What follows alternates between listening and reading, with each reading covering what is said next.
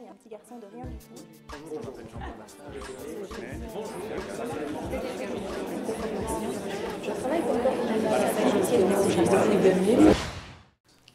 Danielle Caron, membre du Parlement de la région de Bruxelles-Capitale depuis 1995, conseillère communale CDH à Woluwe-Saint-Lambert. Je suis originaire de Bruxelles et plus particulièrement, comme vous l'entendez, de Woluwe-Saint-Lambert depuis ma naissance et depuis de nombreuses générations, puisque mon arrière-grand-mère habitait encore dans la maison où j'ai passé toute mon enfance.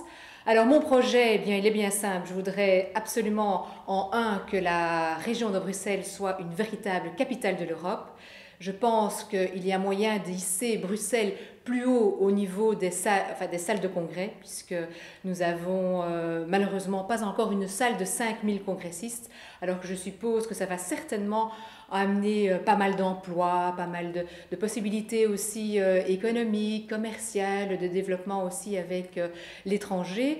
Alors en deux, ce que j'aimerais bien, c'est que la ville de Bruxelles puisse être plus que jamais une ville de développement durable, avoir une intermodalité, que ce soit pour les cyclistes, que ce soit pour les transports en commun, une véritable mobilité à tout égard, en évitant évidemment des problèmes de pollution. En trois, je voudrais absolument aussi que rester plus que jamais à l'écoute des habitants et des citoyens. Je pense qu'on doit vraiment chaque fois s'adapter. Et le quatrième projet, c'est pour les entreprises. Je pense que toutes les procédures doivent être menées pour que les entreprises, évidemment, surtout en ces temps difficiles de crise, mais à tout moment puissent établir de manière facile, sans problème, une entreprise qui est porteuse d'emploi, porteuse d'activités économiques, d'animation aussi pour une capitale comme la nôtre. Je pense que c'est essentiel. Alors mon coup de cœur, il est bien simple. Je vois qu'il y a encore malheureusement beaucoup de différences entre les femmes et les hommes. Rien que par exemple l'écart salarial. Je pense aux situations difficiles aussi pour garder les enfants dès le plus jeune âge.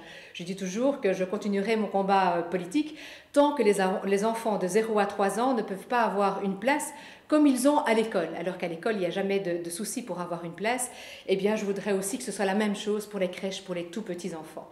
Et enfin aussi pour toutes les différences qu'on a parfois. Une femme, quand elle veut s'engager auprès d'un employeur, l'employeur va demander « Oui, mais est-ce que vous voulez avoir des enfants, oui ou non ?» alors qu'un homme, on ne le demande pas.